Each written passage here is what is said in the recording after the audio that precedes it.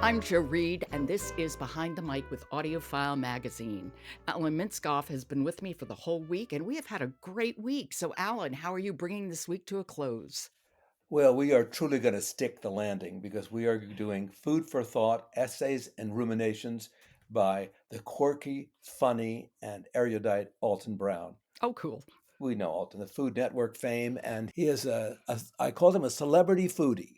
He's also a good performer. I mean, one of the things you get with somebody who's been on TV for decades is they know how to emphasize a verb, and they know how to pace, and they know how to stop, and they know how to do humor.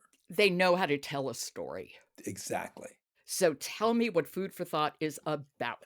It is about his life. It's about his opinions.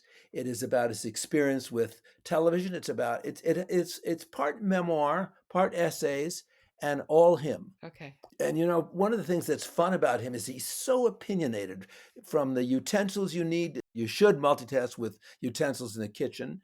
He loves Japanese food and Japanese culture, as you might expect from the show that he's on. And there are things that he hates, and that's kind of Yay. fun. He won't eat a blue crab unless it's soft shell. Mm-hmm. He's an expert on martinis. Oh, really? He really is, and he has suggestions about be wary of ice because you don't know where the water came from. I'm laughing, repeating these things. What I do like about him is he is self-effacing.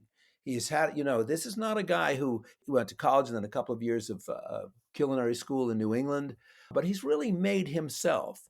He has studied hard, and he is the guy who's kind of brought the science of food to the Food Network and to his gigs there. And where was he born and raised? I honestly know nothing about him except what I see. I didn't either. He's from Georgia. He is from Georgia. I think he lives in Marietta Oh, right okay. now. And does he take us behind the scenes of his shows? He really does. He takes you Oh, behind the cool. scenes, and he also explains how he is so adept at these long riffs that he does on food. What he has learned to do, and I don't think this spoils the audiobook at all, is he has learned to have a tape machine, one of those little old-fashioned tape machines that goes into his ear, and he just has become adept at spewing forth what's coming into his ear. Not an easy thing to do. I wonder if that's how he wrote the book. Oh, I know how he wrote the book. And it's actually in our sample. What he did is it was sort of COVID, and he sat down for 4 months and he just wrote these essays one after the other. And you learn a lot about he was a chubby kid. You learn all this sort of personal stuff about him that you wouldn't have known. And he's a guy who really cares about his dress. He says he wants to dress like a Bond villain rather than Bond. And I thought, good for you, Alton. That's funny. That is very funny. Do we get any recipes? Not really. This is not a book of recipes. Okay. This is a book of thoughts about food and about his life and his jobs, where he lives and how he lives. Okay. Let's listen, shall we? Let's do it. It's the very, very beginning. Okay. This is Food for Thought, Essays and Ruminations, written and read by Alton Brown. I'm sitting in my office one sunny afternoon in 1993, busy doing something close to nothing. Thank you, Prince. When I randomly jot the following on a yellow Post-it note: Julia Child, Mr. Wizard, Monty Python.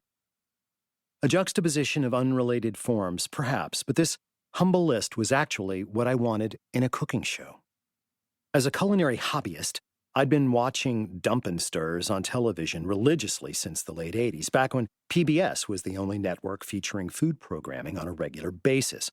They had Julia, of course, but at that point, she was focusing more on books and instructional videos for the home market, not a series.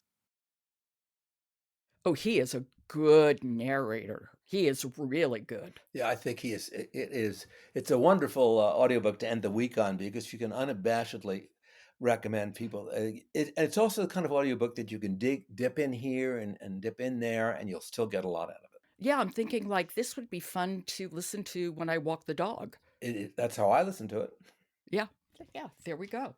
That sounds really, really nice. I like it. And he is surprised. I mean, yes, I understand why you said he would be good, but not all actors who are used to being visual can also just portray things with their voice. And he really comes across here. You're absolutely right. It's like people ask me, "Well, aren't all authors good at reading?" And I'll say, "Well, they may give readings, but does not make them good narrators." And he is a good narrator. Yeah, he is very good. Okay, Food for Thought, Essays and Ruminations, written and read by Alton Brown. And that brings our week to a close, and it's a great way to end. Well, this was a really fun week. Really, I love the fact that we had different kinds of audiobooks to recommend. Absolutely. And we took a trip around the world.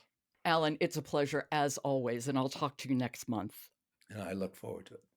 Behind the Mic is produced by Jessica Lockhart. Robin Witten, Michelle Cobb, Alan Minskoff, and Kendra Winchester are our contributors. Jennifer Dow is our editor, and the music is William Ross Chernoff's Nomads 4-Way. And I'm your host, Jo Reed. Good listening.